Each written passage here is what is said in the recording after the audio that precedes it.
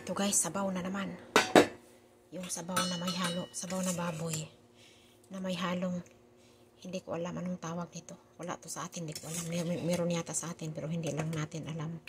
Ito yung nilagang baboy na nilagyan ko ng buto. Tapos ito pinakulo ko to bago nilata mo na siya, kumbaga nilaga mo na pakuluan mo na ng mabuti kasi matigas siya eh. Ayun o. Ayan, para tanghalian. Ayan. Diba? Salamat guys again sa mga new subscribers na nag-subscribe, nagtyaga. Ayan. Dito muna ako, iba-ibang content muna tayo para tuloy-tuloy yung YouTube. Salamat mo sa inyong tiyaga-tiyaga na panonood, sa suporta. Salamat guys.